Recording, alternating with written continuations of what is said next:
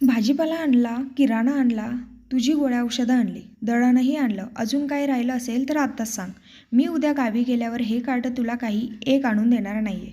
नेहमी नुसतंच इकडं तिकडं हुंदडत बसता आणि काम सांगितलं की लागलीच अभ्यासाचं नाव पुढे. 4-5 दिवस तू माझ्याशिवाय कसं निभावशील ते देव जाणे. सदाने गावी जाण्यासाठी जय्यत तयारी करून ठेवली होती. तुम्ही काळजी नका करू, होईल ॲडजस्ट. तुम्ही जाऊन या गावी निवांत. तसं स्वारी गावी जाणार म्हणून जाम खुश दिसते. एकदम नव्या नवरीला माहेरची ओढ असते तशी. इतक्या वर्षानंतर सदाचा तो उत्साह बघून नीता म्हणाली, मग असणारच मुळी. तब्बल 10 वर्षांनी जातोय गावी. अण्णा गेले आणि एकदाची नात उठली ती कायमचीच. इतकी वर्ष दुबईत होतो म्हणून जाऊ नाही शकलो आणि मुंबईत आल्यापासून नवीन घर, याची नवीन शाळा, नवीन ऑफिस, या सगळ्या नवनव्या जुळाजुळवीत 4-5 महिने उलटलेत. पण गावाला जाणं झालं नाही. आता कित्येक वर्षांनी नशिबाने खडकेश्वरच्या पूजेचा पण मान आलाय. त्यामुळे जाना तो बनता है यार. हे बोलते वेळी सदाच्या मनाला त्याच्या पहिल्या प्रेमाच्या आठवणींचा हलकासा स्पर्श होऊन गेला. हो, तेही खरं आहे. तुमच्यासोबत मला यायची खूप इच्छा होती हो. खूप वर्ष झाली सुभद्रा काकींना भेटून.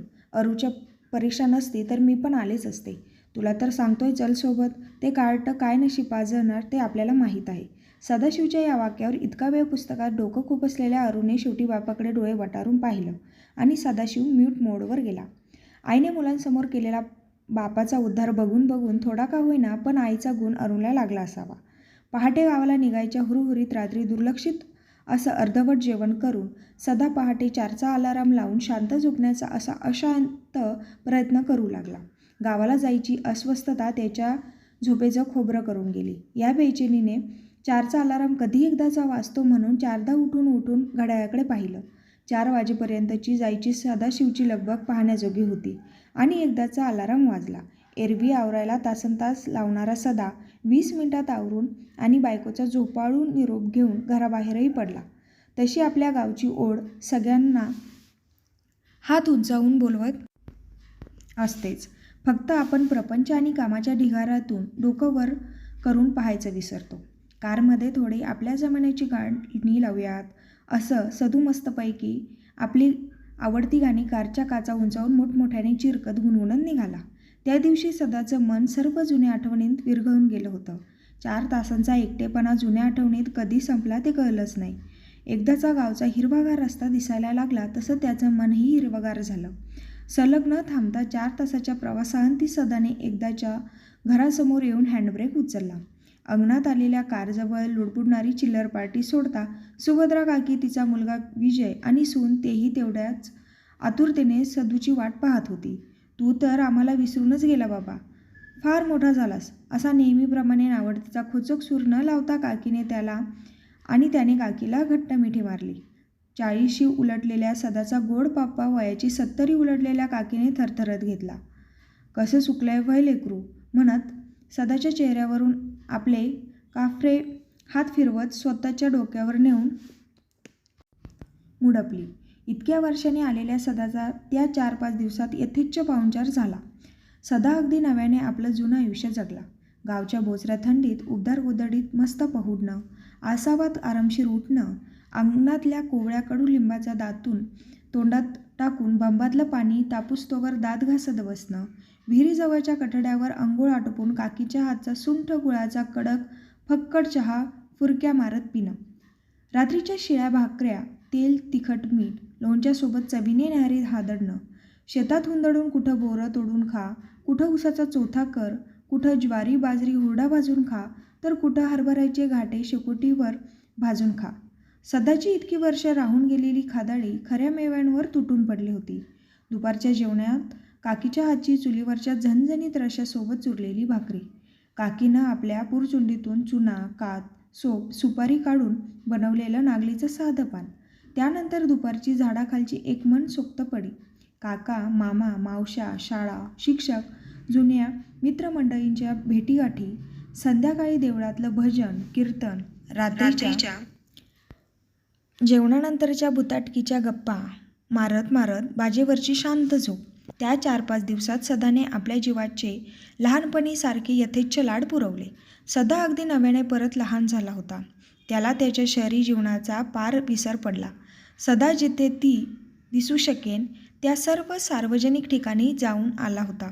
पण त्याने ना कोण्या मित्राला तिच्याबद्दल सांगितले ना विचारले. नको त्या वयात नको तिची विचारपूस उगाच कशाला करायची या लाजेखातर सदा शांत राहिला. पुढल्या 2-3 दिवस जत्रा भरली. हलगीचा नाद घुमघुमला. मौतका कुवा, आकाश झुले, कुस्त्यांचे फड लागले. पापडी, खव्याचे पेढे, गुळाच्या रेवड्या, लाल गुळीशेव अशा गोडाधोडाच्या फुफुट्यात माखलेल्या पराती भरल्या. लाकडी खेळण्या, प्लास्टिकच्या बाहुल्यांच्या रंगीबेरंगी ताडपत्री आच्छादलेली दुकाने सजली आणि एकदाची खडकेश्वराची महापूजा पार पाडली. सदाची कावरी बावरी नजर सगळीकडे तिला शोधत होती, पण ती काय भेटली नाही.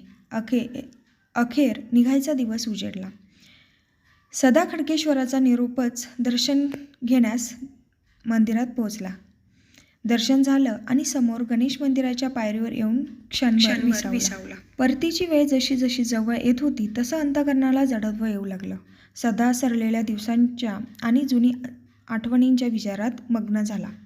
सगळे भेटले, सगळं काही मनासारखं पार पडलं, पण मनात अखेर तिच्या भेटीची रुखरुख लागली. काहीतरी अपूर्ण, काहीतरी अर्धवट राहिल्यासारखं झालं. तेवढ्यात त्याचा मोबाईल खणखणला. नीताचा फोन आला होता. बोला बायको, किती वाजता निघताय? दुपारचं जेवण करून? अच्छा, भेटले का सगळे? सदा खरंच सगळे भेटले का या प्रश्नावर परत विचारत घुमला. तेवढ्यात एक चुणचुणीत मुलगी येऊन सदाच्या बाजूला बसली. सदाने त्या मुलीला जागा करून देत हलकासा बाजूला सरकला. सदाने तिच्याकडे ओझरता कटाक्ष टाकला आणि परत आपल्या मोबाईलवर बोलायला लागला.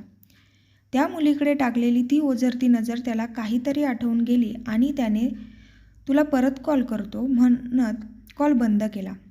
2 झुपकेदार वेण्या, डोक्यावर पांढरा हेअर बेल्ट, अंगात शाळेचा लाल पांढऱ्या रंगाचा चेकचा फ्रॉक, तुकतुकीत कांती, रेखीव चेहरा, बागदार नाक, सगळं काही एकदम तिच्यासारखं. हे कसं होऊ शकतं? त्याला जे अपूर्ण अर्धवट राहिलं होतं त्याचं उत्तर सापडलं. सदा शाळेच्या दिवसात हरवला. माधवी, जी सदाला शाळेत असताना खूप मनापासून आवडायची, तिला बघण्यासाठी धडपडणं, तिच्या एका भेटीसाठी दिवसभर झुरणं आणि ती दिसताच फुलून जाणं, एवढीच काय ती त्याच्या प्रेमाची एक निरागस व्याख्या. माधवीलाही सदाचं आपल्या मागे झुरझुरणं माहीत होतं, पण दोघांचं त्या कोवळ्या वयात ते निरागस प्रेम एकमेकांसमोर अव्यक्तच राहिलं आणि सदाने पण तशी कधी हिंमतच केली नाही. ती आपल्याला नकार देईल, बोलणं बंद करेल किंवा रागवेल हा विचारच त्याच्या अल्लड मनाला कधी शिवला नाही. मुळात या आवडण्याला आकर्षण म्हणतात की प्रेम हेच मुळी सदाला कधी कळले नाही. लग्नानंतर सदाला जेव्हा जेव्हा आपल्या मित्रांकडून पहिलं प्रेम याचा विषय निघायचा त्यावेळेस त्याच्या डोळ्यासमोर फक्त माधवीचाच हसरा चेहरा समोर यायचा. आपल्या नकळत्या वयातल्या अल्लड प्रेमाची आठवण त्याच्या चेहऱ्यावर एक मंद स्मित देऊन जातं. त्यावेळेस प्रेम यालाच म्हणतात हे जरी उमजलं असतं तर निदान तिच्यासमोर व्यक्त झालं असतो आणि मनात आज अव्यक्तपणाचं काही शल्य राहिलं नसतं असं त्याला राहून राहून वाटे. आपल्या जवळची आणि आपल्याला नेहमी हवीशी वाटणाऱ्या व्यक्तीला आपल्या प्रेमाची ग्वाही द्यायची राहून जाणे यासारखी आपल्या जीवाला लागलेली ती खंत कोणती? मंदिराची घंटा वाजली आणि सदा भानावर आला. ती मुलगी एका गुलाबसर कागदावर काहीतरी लिहित होती. त्या मुलीला तिचे नाव विचारावं म्हणून सदा धडपडू लागला. ती तिच्या लिहिण्यात गुंग होती. सदा तिच्याकडे निरखून बघू लागला. ती लिहित असलेल्या पेपरच्या खाली मोठ्या अक्षरात लव्ह यू मम्मा लिहिलं. सदाने तेवढंच काय ते बघितलं आणि शेवटी त्याला बोलायला विषय सापडला. आईसाठी लिहिते बेटा? तिने वर पाहिलं आणि होकारार्थी मान डोलवत हो, आज व्हॅलेंटाईन डे आहे ना काका? अरे वा, खूप गोड रे बाळा. काय नाव तुझं? मयुरा रमेश काळे. आणि तू जिच्यासाठी पत्र लिहिते त्या तुझ्या मम्माचं? माधवी काळे. सदाच्या डोळ्यात एकदम चमक आली. त्याने जो निष्कर्ष काढला होता तो अगदी अचूक निघाला. त्याला खूप आनंद झाला. जुन्या भावना ओथंबून आल्या. इतक्या वर्षानंतर माधवी कशी आहे, ती काय करते, आता कशी दिसत असेल या विचारांचे त्याच्या मनात कुतूहल निर्माण झालं आणि त्याला माधवीला भेटायची तीव्र ओढ लागली. अरे तू माधवीची मुलगी? अरे वा, वाटलंच मला. तुला सांगतो, तुझी मम्मा आणि मी वर्गमित्र. तुमच्या भाषेत काय म्हणतात ते? क्लासमेट. अगदी तुझ्यासारखीच दिसायची तुझी मम्मा. आम्ही सगळे खूप मजा करायचो. त्यात तुझी मम्मा म्हणजे एकदम खोडकर, खूप खोड्या काढायची. सदा माधवीबद्दल अखंड बडबडत होता आणि मयुरा सदाच्या गप्पा मन लावून ऐकत होती. पण स्वभावाने फार गोड मुलगी.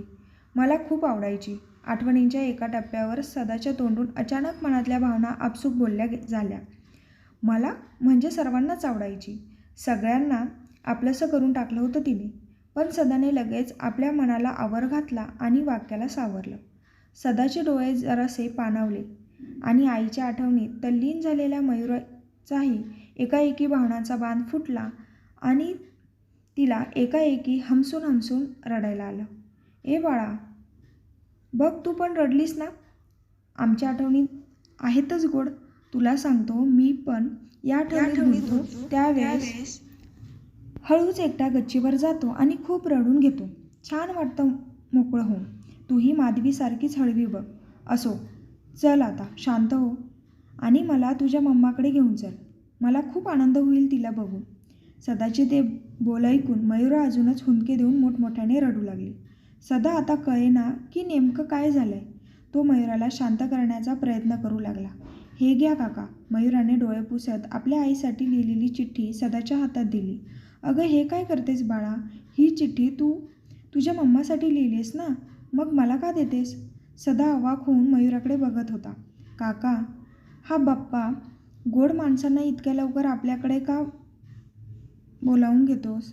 ती 5 वर्षापूर्वीच एका जीवघेण्या आजारामुळे आम्हाला सर्वांना सोडून बाप्पाच्या घरी गेली. जर मम्मा आपल्यात असती तर मी तुम्हाला नक्की नेलं असतं. सदा सुन्न झाला.